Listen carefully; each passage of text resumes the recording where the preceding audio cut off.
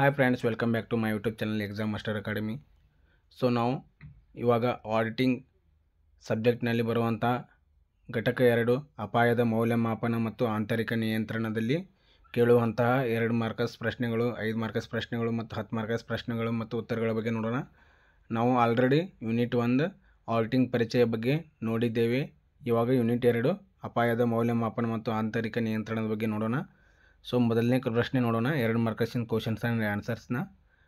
ಒಂದನೇ ಪ್ರಶ್ನೆ, ಲೆಕ್ಕ ಪರಿಶೋಧನೆಯಲ್ಲಿ ಅಪಾಯದ ಮೌಲ್ಯಮಾಪನ ಎಂದರೇನು ಕೇಳಿದರೆ, ಲೆಕ್ಕ ಪರಿಶೋಧನೆಯಲ್ಲಿ ಅಪಾಯದ ಮೌಲ್ಯಮಾಪನವು ಲೆಕ್ಕ ಪರಿಶೋಧಕರ ಲೆಕ್ಕಪತ್ರಗಳಲ್ಲಿ ತಪ್ಪುಗಳಾಗಿರ್ಬೋದು ಅಥವಾ ತಪ್ಪು ವರದಿಗಳಾಗಿರ್ಬೋದು, ಅವುಗಳ ಪ್ರಭಾವವನ್ನು ಗುರುತಿಸಿ ಮತ್ತು ಪ್ರಕ್ರಿಯೆಯನ್ನು ಅಥವಾ ಕಾರ್ಯಗಳನ್ನು ಯೋಜಿಸಲು ಮತ್ತು ನಿರ್ವಹಿಸಲು ಸಹಾಯ ಮಾಡುವ ಒಂದು ಪ್ರಕ್ರಿಯೆ ಏನಾಗಿದೆ, ಲೆಕ್ಕ ಪರಿಶೋಧಕರ ಅಪಾಯದ ಮೌಲ್ಯಮಾಪನವಾಗಿದೆ. ಎರಡನೇ ಪ್ರಶ್ನೆ, ಆಡಿಟ್ ರಿಸ್ಕ್ ಅನ್ನು ವಿವರಿಸಿ.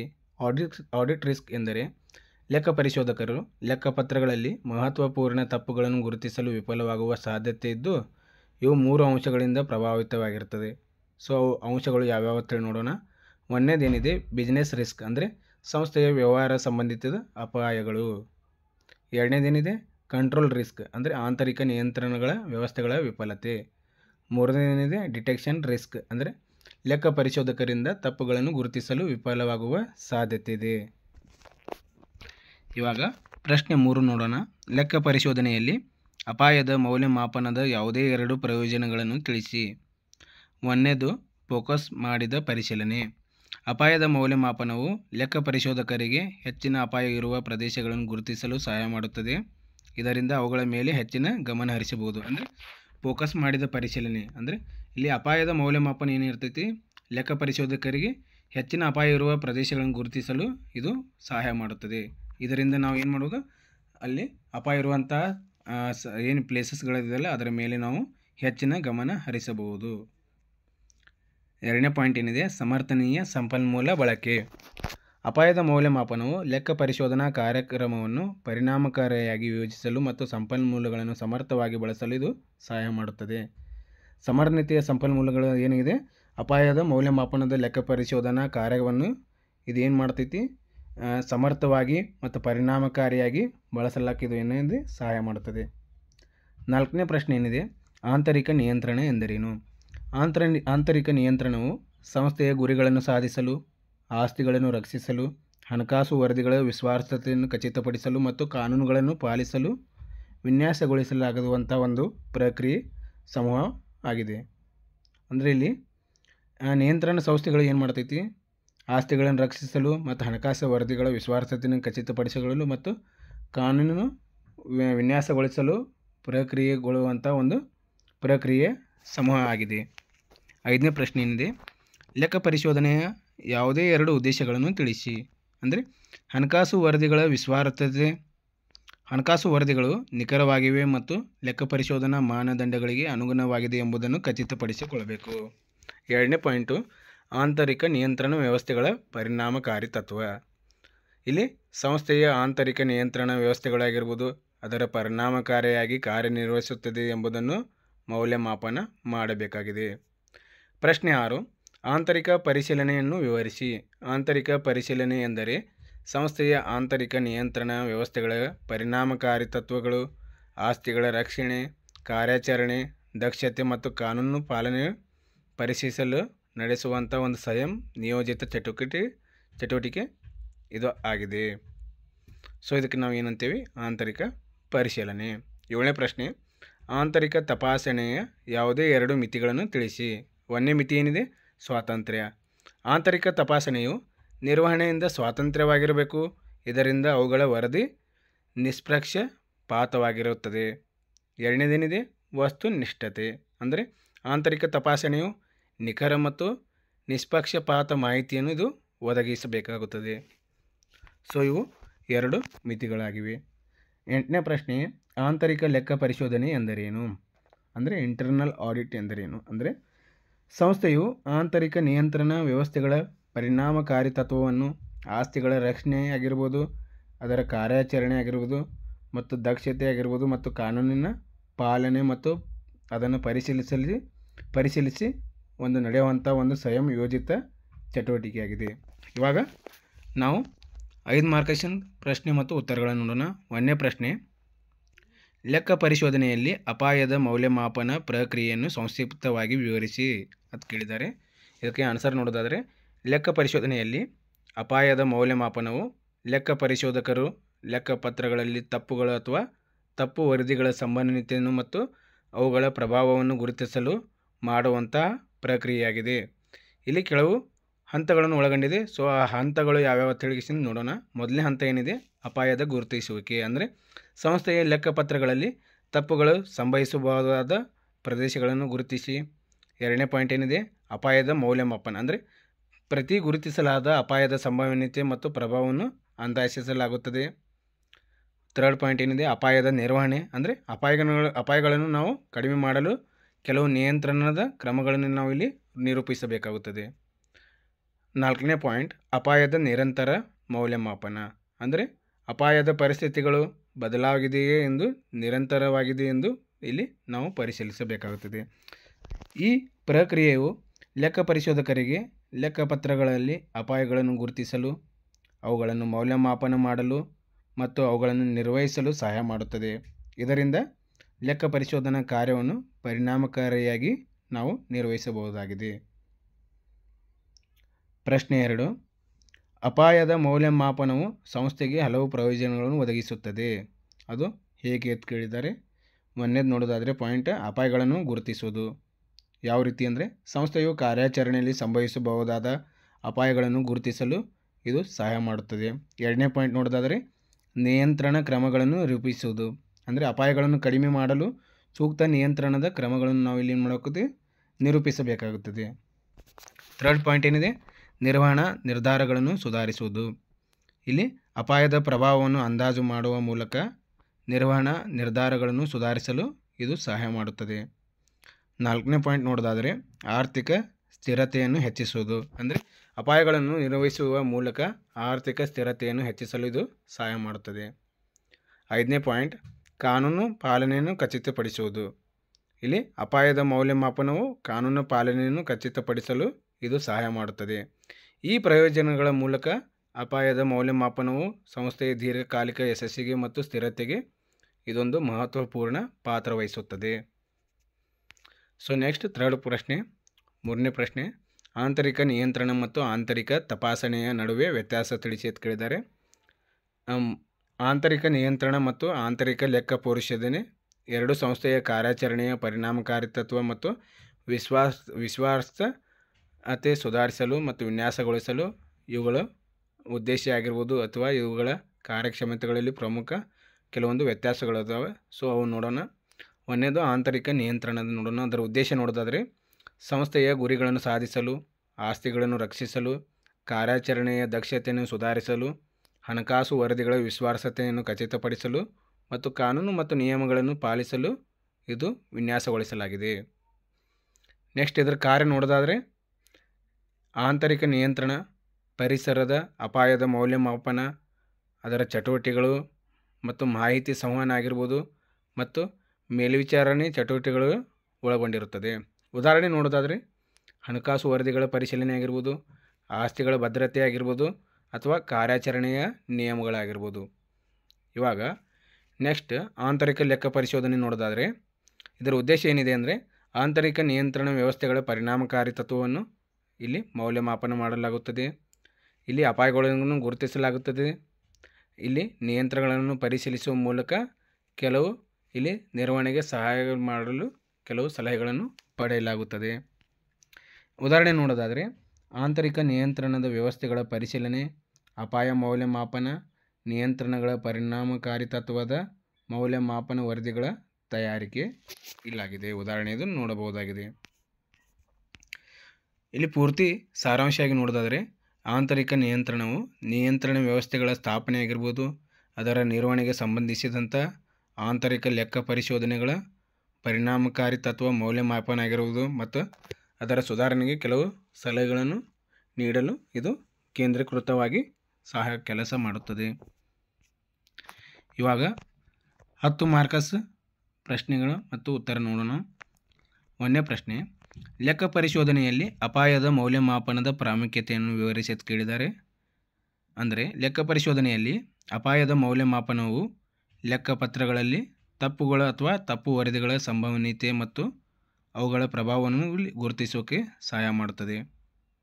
ಅಂದರೆ ಈ ಲೆಕ್ಕ ಪರಿಶೋಧನೆ ಏನು ಮಾಡ್ತೈತಿ, ಇಲ್ಲಿ ಅಪಾಯದ ಮೌಲ್ಯಮಾಪನ ಆಗಿರ್ಬೋದು, ಅದರ ಲೆಕ್ಕಪತ್ರಗಳು ಆಗಿರ್ಬೋದು, ಅವುಗಳು ತಪ್ಪು ಅದಾವ ಅಥವಾ ಅದರ ವರದಿಗಳು ತಪ್ಪಾಗಿದೆ ಅಂತಂದ್ರೆ ಅವುಗಳನ್ನು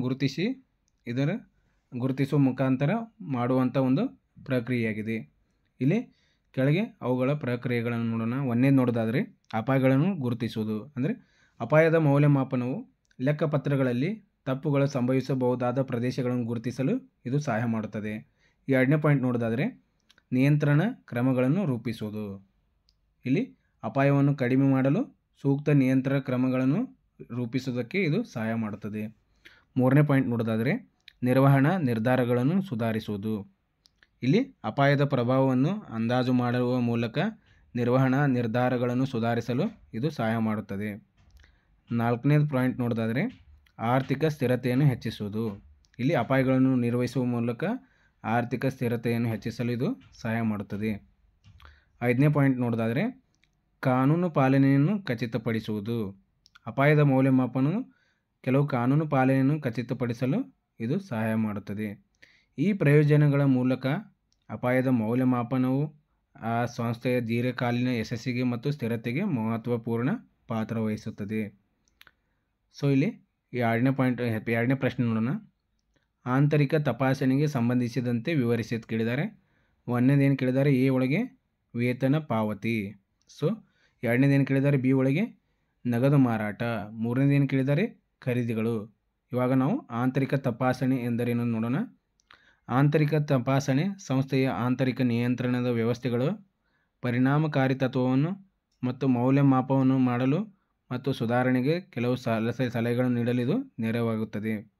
ವೇತನ ಪಾವತಿ ಆಗಿರ್ಬೋದು, ನಗದು ಮಾರಾಟ ಆಗಿರ್ಬೋದು ಮತ್ತು ಖರೀದಿಗಳಂತಹ ಪ್ರಮುಖ ಕಾರ್ಯಾಚರಣೆಗಳಲ್ಲಿ ಆಂತರಿಕ ತಪಾಸಣೆಯು ಇಲ್ಲಿ ಮುಖ್ಯ ಪಾತ್ರ ವಹಿಸುತ್ತದೆ. ಈ ವೇತನ ಪಾವತಿ ನೋಡೋದಾದರೆ ವೇತನ ಪಾವತಿ ಪ್ರಕ್ರಿಯೆಯಲ್ಲಿ ಆಂತರಿಕ ತಪಾಸಣೆ ಕೆಳಗಿನ ಅಂಶಗಳನ್ನು ಪರಿಶೀಲಿಸುತ್ತದೆ. ಅವುಗಳು ಯಾವುವು ಅಂತ ನೋಡೋದಾದರೆ ಒಂದನೇದೇನಿದೆ, ಕಡತಗಳ ಪರಿಶೀಲನೆ. ಅಂದರೆ ಸಿಬ್ಬಂದಿಯ ಸೇವಾ ದಾಖಲೆಗಳು, ಹಾಜರಾತಿ ದಾಖಲೆಗಳು ಮತ್ತು ವೇತನ ಗಣಿಗಳಿಗೆ ಸಂಬಂಧಿಸಿದ ದಾಖಲೆಗಳನ್ನು ಪರಿಶೀಲಿಸಿ ಅವುಗಳ ನಿಖರತೆ ಮತ್ತು ಪೂರ್ಣತೆಯನ್ನು ಖಚಿತಪಡಿಸಿಕೊಳ್ಳುವುದು ಕಡತಗಳ ಪರಿಶೀಲನೆಯಾಗಿದೆ. ಎರಡನೇದೇನಿದೆ, ಅನುಮೋದನೆ ಪ್ರಕ್ರಿಯೆ. ಅಂದರೆ ವೇತನ ಪಾವತಿಗೆ ಸಂಬಂಧಿಸಿದ ಅನುಮೋದನೆ ಆಗಿರ್ಬೋದು, ಪ್ರಕ್ರಿಯೆಗಳು ಸರಿಯಾದ ನಿಯಮಾವಳಿಗಳ ಅನುಗುಣವಾಗಿದೆ ಎಂಬುದು ಇಲ್ಲಿ ಪರಿಶೀಲಿಸಲಾಗುತ್ತದೆ. ನೆಕ್ಸ್ಟ್ ಪಾಯಿಂಟ್, ಕಾನೂನು ಪಾಲನೆ. ವೇತನ ಪಾವತಿ ಸಂಬಂಧಿತ ಕಾನೂನುಗಳು ಮತ್ತು ನಿಯಮಗಳನ್ನು ಸಂಸ್ಥೆ ಪಾಲಿಸುತ್ತದೆಯೇ ಎಂಬುದನ್ನು ಇಲ್ಲಿ ನಾವು ಖಚಿತಪಡಿಸಿಕೊಳ್ಳುವುದು. ಬಿ ಏನಿದೆ, ನಗದು ಮಾರಾಟ. ನಗದು ಮಾರಾಟದ ಪ್ರಕ್ರಿಯೆಗಳಲ್ಲಿ ಆಂತರಿಕ ತಪಾಸಣೆ ಈ ಅಂಶಗಳನ್ನು ಗಮನಿಸುತ್ತದೆ. ಅವುಗಳು ಯಾವುವು ಅಂತಂದರೆ ಒಂದನೇದು ಮಾರಾಟ ದಾಖಲೆಗಳು. ಅಂದರೆ ನಗದು ಮಾರಾಟಕ್ಕೆ ಸಂಬಂಧಿಸಿದ ಎಲ್ಲ ರಸೀದಿಗಳು ಆಗಿರ್ಬೋದು, ಅದರ ದಾಖಲೆಗಳ ನಿಖರತೆ ಆಗಿರ್ಬೋದು, ಅವುಗಳನ್ನು ಪರಿಶೀಲಿಸಿ ಒಂದು ಪೂರ್ಣತೆಯನ್ನು ರಚಿಸುವುದು ಇಲ್ಲಿ ಮಾರಾಟದ ದಾಖಲೆಗಳು ಸಹಾಯ ಮಾಡುತ್ತದೆ. ಎರಡನೇದೇನಿದೆ, ನಗದು ನಿರ್ವಹಣೆ. ಇಲ್ಲಿ ಮಾರಾಟದಿಂದ ಬಂದಂಥ ನಗದು ತಕ್ಷಣವೇ ಬ್ಯಾಂಕಿನಲ್ಲಿ ಜಮಾ ಮಾಡಲಾಗುತ್ತದೆಯೇ ಎಂಬುದನ್ನು ಇಲ್ಲಿ ನಾವು ಪರಿಶೀಲಿಸಲಾಗಬೇಕಾಗುತ್ತದೆ. ಮೂರನೇದೇನಿದೆ, ನಗದು ಪಾವತಿಗಳು.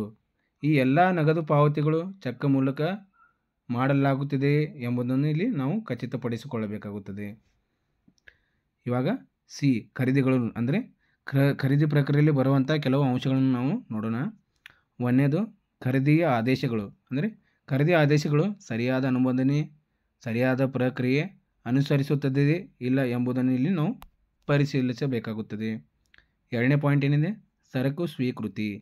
ಖರೀದಿಸಿದ ಸರಕುಗಳು ನಿರ್ದಿಷ್ಟತೆಗಳು ಇದರ ಅನುಗುಣವಾಗಿದೆಯೇ ಅಥವಾ ಅವುಗಳ ಪ್ರಕ್ರಿಯೆ ಸರಿಯಾದ ರೀತಿಯಲ್ಲಿ ನಡೀತದೆ ಇಲ್ಲ ಅಂತ ನಾವು ಏನು ಮಾಡಬೇಕು, ಇಲ್ಲಿ ಪರಿಶೀಲಿಸಬೇಕು. ಅದಕ್ಕೆ ನಾವು ಏನಂತೀವಿ, ಸರಕು ಸ್ವೀಕೃತಿ. ಮುಂದೆ ಥರ್ಡ್ ಪಾಯಿಂಟ್ ಏನಿದೆ, ಪಾವತಿ ಪ್ರಕ್ರಿಯೆ. ಖರೀದಿ ಪಾವತಿಗಳು ಸರಿಯಾದ ದಾಖಲೆಗಳ ಆಧಾರದ ಮೇಲೆ ಮತ್ತು ಅನುಮೋದಿತ ಪ್ರಕ್ರಿಯೆಗಳನ್ನು ಅನುಸರಿಸುತ್ತದೆಯೇ ಎಂಬುದನ್ನು ಇಲ್ಲಿ ನಾವು ಖಚಿತಪಡಿಸಿಕೊಳ್ಳಬೇಕಾಗುತ್ತದೆ. ಆಂತರಿಕ ತಪಾಸಣೆ ಈ ಪ್ರಕ್ರಿಯೆಗಳ ಮೂಲಕ ಸಂಸ್ಥೆಯ ಆಂತರಿಕ ನಿಯಂತ್ರಣಗಳ ವ್ಯವಸ್ಥೆ ಆಗಿರ್ಬೋದು, ಅದರ ಪರಿಣಾಮಕಾರಿತ್ವ ಆಗಿರ್ಬೋದು ಮತ್ತು ಅವುಗಳ ಅಪಾಯಗಳನ್ನು ಕಡಿಮೆ ಮಾಡಿ ಮತ್ತು ಅದನ್ನು ಸುಧಾರಿಸಲು ಇದು ಸಹಾಯ ಮಾಡುತ್ತದೆ. ಮೂರನೇ ಪ್ರಶ್ನೆ ನೋಡೋದಾದರೆ ಆಂತರಿಕ ಪರಿಶೀಲನೆಯ ಅನುಕೂಲಗಳು ಮತ್ತು ಅನಾನುಕೂಲಗಳನ್ನು ಬರೆಯಿರಿ ಕೇಳಿದ್ದಾರೆ. ಆಂತರಿಕ ಪರಿಶೀಲನೆ ಎಂದರೇನು ನೋಡೋಣ. ಆಂತರಿಕ ಪರಿಶೀಲನೆ ಎಂಬುದು ಸಂಸ್ಥೆಯ ಆಂತರಿಕ ನಿಯಂತ್ರಣದ ವ್ಯವಸ್ಥೆಯ ಒಂದು ಇದು ಭಾಗವಾಗಿದ್ದು ಲೆಕ್ಕಪತ್ರಗಳ ಮತ್ತು ಹಣಕಾಸು ವ್ಯವಹಾರಗಳ ನಿಖರತೆ ಆಗಿರ್ಬೋದು, ವಿಶ್ವಾಸಾರ್ಹತೆ ಆಗಿರ್ಬೋದು ಮತ್ತು ಭ್ರಷ್ಟಾಚಾರವನ್ನು ತಡೆಯಲು ಇದು ಸಹಾಯ ಮಾಡುತ್ತದೆ. ಇದನ್ನು ಸರಿಯಾಗಿ ಅನುಷ್ಠಾನಗೊಳಿಸಿದಾಗ ಸಂಸ್ಥೆಗೆ ಹಲವಾರು ಅನುಕೂಲಗಳು ಲಭ್ಯವಾಗುತ್ತದೆ. ಆದರೆ ಕೆಲವು ಅನಾನುಕೂಲಗಳು ಇಲ್ಲಿ ನಾವು ಕಾಣಬಹುದಾಗಿದೆ. ಇಲ್ಲಿ ಕೆಲವೊಂದು ಅನುಕೂಲಗಳನ್ನು ನೋಡೋಣ. ಅಂದರೆ ಆಂತರಿಕ ಪರಿಶೀಲನೆ ಅಂದರೆ ಏನೈತಿ ಅಂದರೆ ಸಂಸ್ಥೆ ಇದು ಏನಾಗೈತಿ ಆಂತರಿಕ ನಿಯಂತ್ರಣದ ಒಂದು ವ್ಯವಸ್ಥೆ ಆಗಿರ್ತೈತಿ. ಇಲ್ಲಿ ಲೆಕ್ಕಪತ್ರಗಳಾಗಿರ್ಬೋದು, ಹಣಕಾಸು ವ್ಯವಹಾರಗಳಾಗಿರ್ಬೋದು ಅಥವಾ ವಿಶ್ವಾಸಾರ್ಹತೆ ಅಥವಾ ಭ್ರಷ್ಟಾಚಾರವನ್ನು ತಡೆಯಲು ಇದು ಸಹಾಯ ಮಾಡುತ್ತದೆ. ಇದನ್ನು ಸರಿಯಾಗಿ ಅನುಷ್ಠಾನಗೊಳಿಸಿದಾಗ ಈ ಸಂಸ್ಥೆಗೆ ಹಲವಾರು ಅನುಕೂಲಗಳು ಮತ್ತು ಅನಾನುಕೂಲಗಳು ಲಭ್ಯವಾಗುತ್ತದೆ.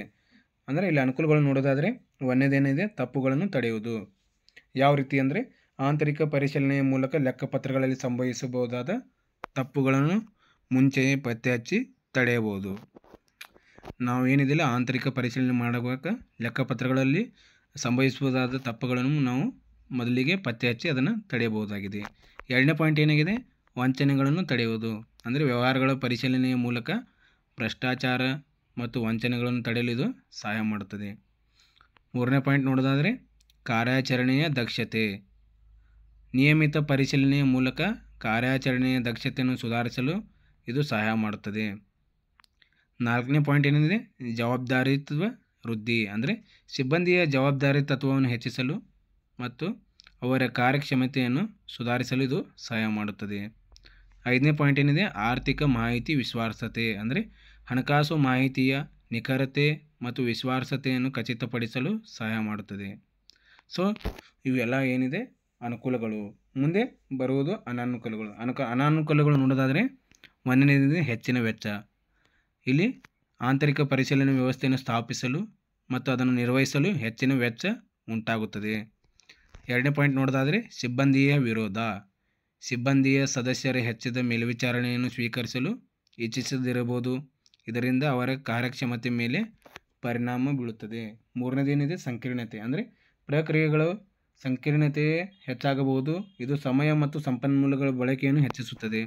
ನಾಲ್ಕನೇದು ನಕಲಿ ಭದ್ರತೆ ಭಾವನೆ. ಅಂದರೆ ಆಂತರಿಕ ಪರಿಶೀಲನೆಯ ಉಪಸ್ಥಿತಿಯಿಂದ ಎಲ್ಲ ಸಮಸ್ಯೆಗಳು ಪರಿಹಾರವಾಗುತ್ತವೆ ಎಂಬ ತಪ್ಪು ಭಾವನೆಯಲ್ಲಿ ಉಂಟಾಗಬಹುದು. ಐದನೇ ಪಾಯಿಂಟ್ ನೋಡೋದಾದರೆ ಸ್ಥಿರತೆ ಕೊರತೆ. ಇಲ್ಲಿ ನಿಯಮಿತವಾಗಿ ಪರಿಶೀಲಿಸಿ ಪ್ರಕ್ರಿಯೆಗಳನ್ನು ನಾವು ಏನು ಮಾಡಬೇಕು, ನವೀಕರಿಸಲಾಗುತ್ತದೆ ಮತ್ತು ಅವುಗಳ ಪ್ರಸ್ತುತ ಅಪಾಯಗಳನ್ನು ಸಮರ್ಥವಾಗಿ ನಿರ್ವಹಿಸಲು ಇಲ್ಲಿ ನಾವು ವಿಫಲವಾಗಬಹುದು. ಸೊ ಇದಕ್ಕೆ ನಾವು ಸ್ಥಿರತೆ ಕೊರತೆ ಅಂತ ಕರೀತೇವೆ. ಇದನ್ನು ಪೂರ್ತಿಯಾಗಿ ನೋಡೋದಾದರೆ ಆಂತರಿಕ ಪರಿಶೀಲನೆಯ ಸಂಸ್ಥೆಯು ಆರ್ಥಿಕ ಮತ್ತು ಕಾರ್ಯಾಚರಣೆಯ ಸ್ಥಿರತೆಯನ್ನು ಸುಧಾರಿಸಲು ಸಹಾಯ ಮಾಡುತ್ತದೆ. ಆದರೆ ಅದರ ಅನುಷ್ಠಾನದಲ್ಲಿ ವೆಚ್ಚ ಆಗಿರ್ಬೋದು, ಸಮಯ ಆಗಿರ್ಬೋದು ಮತ್ತು ಸಂಪನ್ಮೂಲಗಳ ಸಮರ್ಪಕ ನಿರ್ವಹಣೆ ಅಗತ್ಯವಾಗಿದೆ. ಸೊ ನಿಮಗೆ ವಿಡಿಯೋ ಇಷ್ಟವಾದರೆ ಲೈಕ್ ಮಾಡಿ, ಸಬ್ಸ್ಕ್ರೈಬ್ ಮಾಡಿ, ಹಾಗೆ ಶೇರ್ ಮಾಡಿ. ಸೊ ನೆಕ್ಸ್ಟ್ ವಿಡಿಯೋದಲ್ಲಿ 3ನೇ ಯೂನಿಟ್ ನೋಡೋಣ. ಧನ್ಯವಾದಗಳು.